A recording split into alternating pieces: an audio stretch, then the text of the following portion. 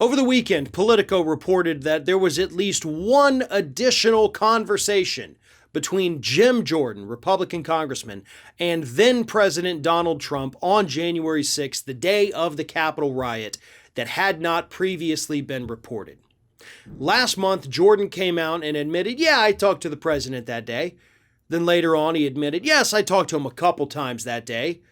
And now we found out there was another conversation that had not yet been reported, according to Politico. So the big question at this point is, what in the hell was Donald Trump doing talking to Jim Jordan on that day? Because Jordan is essentially keeping his lips sealed about what the two discussed during their multiple conversations on that day.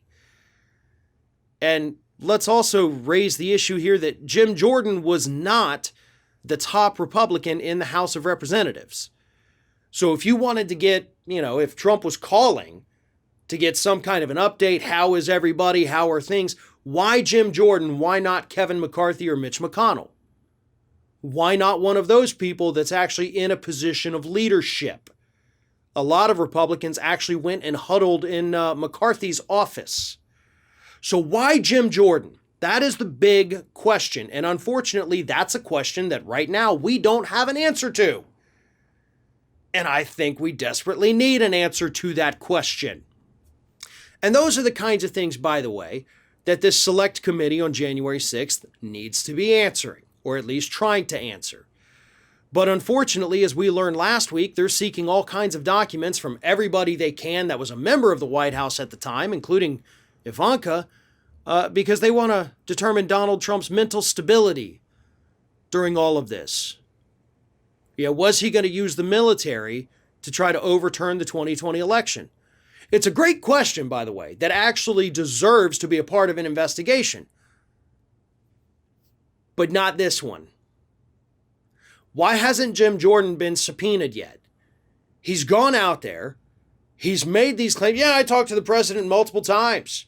Now we find out that there were even more conversations that he didn't mention. And the best y'all can do on this friggin' panel is to say, let's go look at Donald Trump's mental status. Yeah, we know his mental status.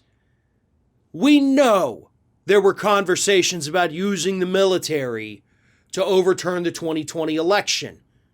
And as I said last week, if you want to look into that, you want to investigate that, I am right there with you thinking we need answers to it. But in a different investigation, not in this one. Jim Jordan knows some things that would probably be relevant to your January 6th inquiry.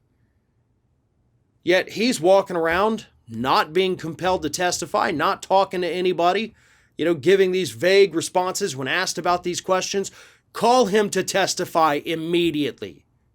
And if you want to look at Donald Trump's mental stability, whether or not he was planning a real military coup, wonderful. I support that. But do it with a separate panel that is only charged with doing that. You're tainting this January 6th select committee and giving Republicans everything they wanted, because they're going to point to instances like that saying they weren't even looking at January 6th. They wanted to see if Trump was crazy. And they'd be right. And the voters are likely not going to take too well to that. So drop the bull crap, get Jim Jordan in front of that committee, and let's find out what the hell he was talking to Trump about all throughout that day. Ring of Fire has fresh content 7 days a week, so if you want to be reminded about it, don't forget to subscribe to the channel, hit the little bell to be notified every time a new video goes up.